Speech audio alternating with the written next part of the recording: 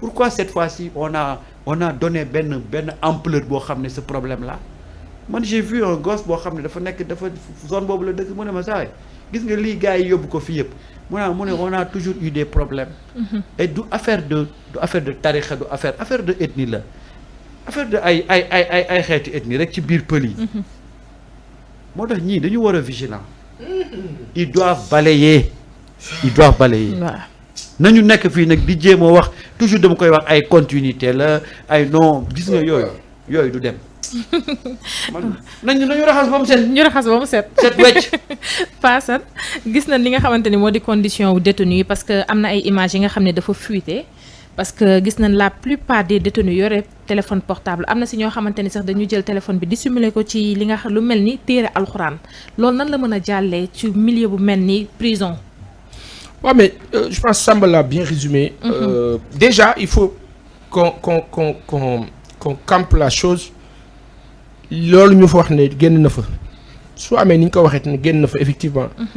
La réalité est que du lu bees du ci régime bii la am lu yàgg la.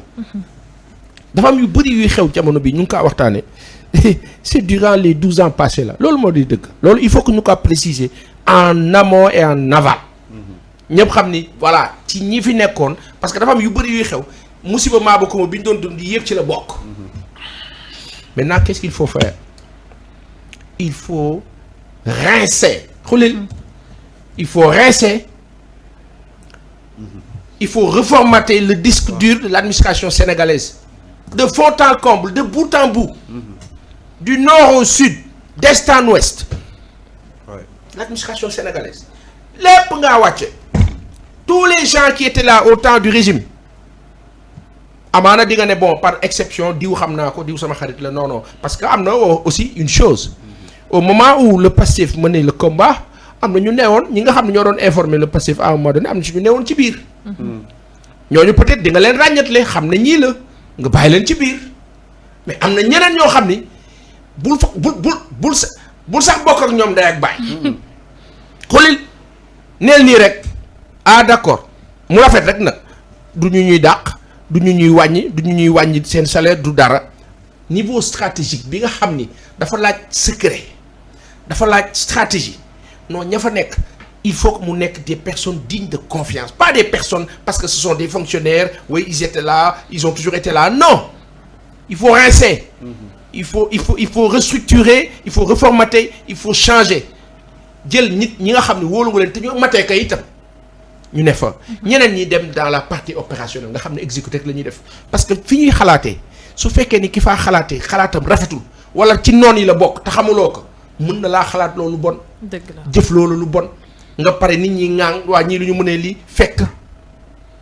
Hier j'ai entendu dans le discours du président de la République par rapport au vaccin loo xam ne xam naa lii ay spécialistes ñoo ko wax loo wala ay nit yoo xam ne ce sont des concernés dans le domaine de la santé.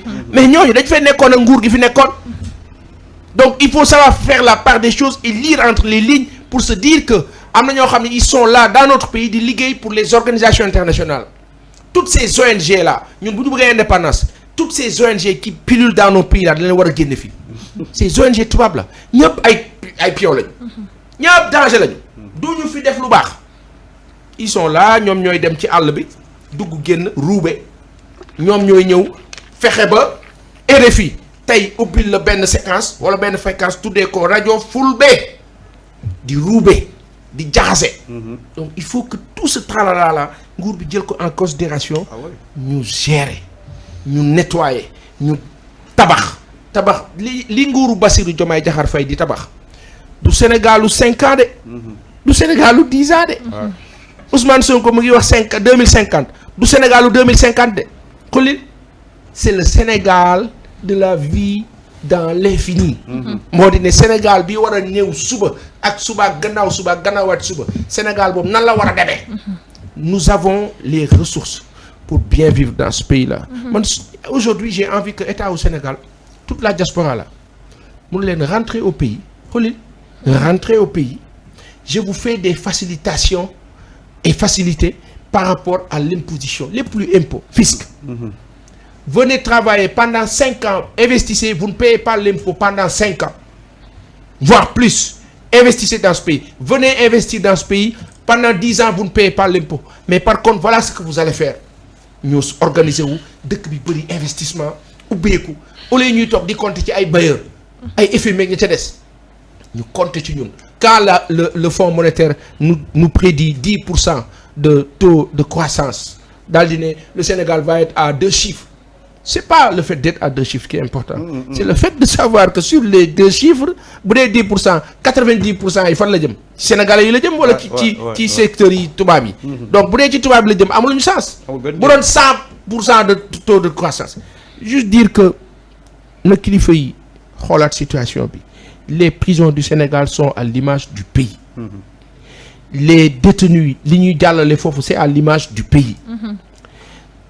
Mutinerie en live Sénégal rek la am c'est à l'image du pays léegi nag ñi def loolu tu me diras c'est l'administration pénitentiaire c'est qui? Ce sont des Sénégalais comme nous qui vivent très mal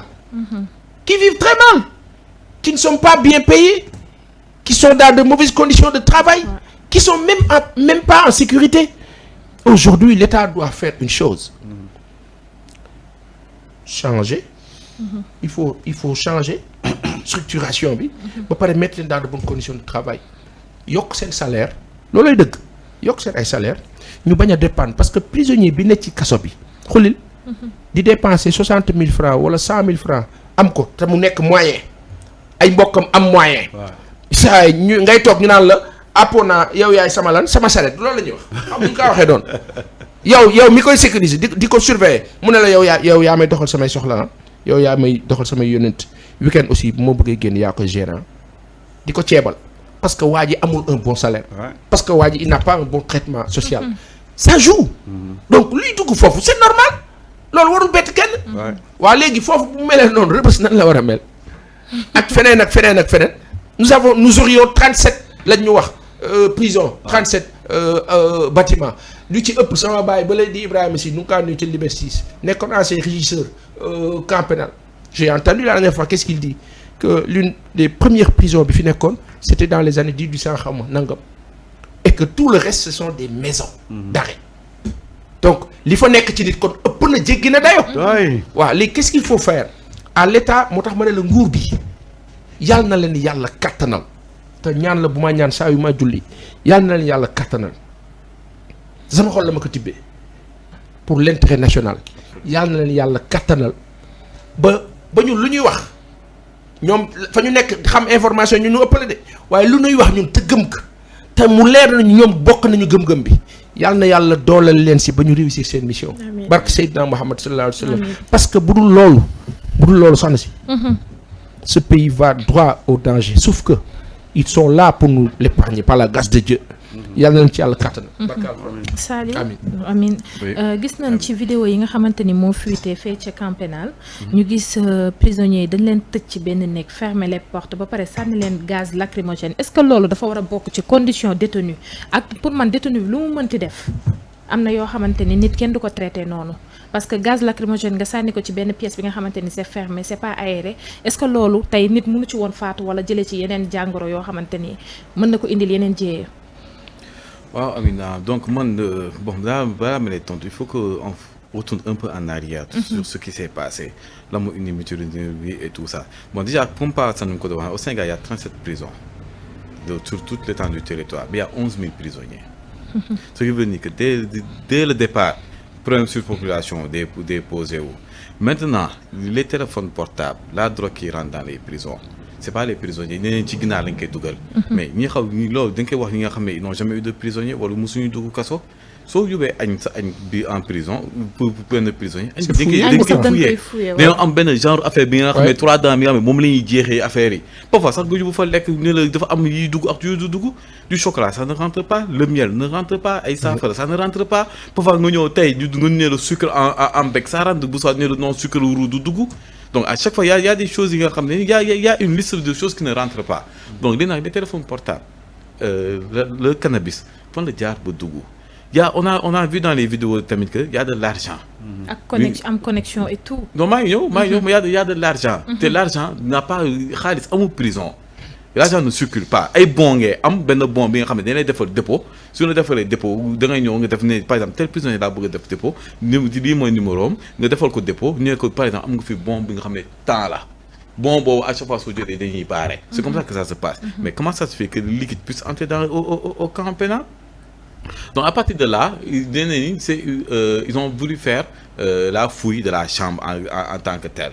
Bon ñu defee fouille chambre tey les détenus se sont levés et su ne ñoom duñ nangu fouille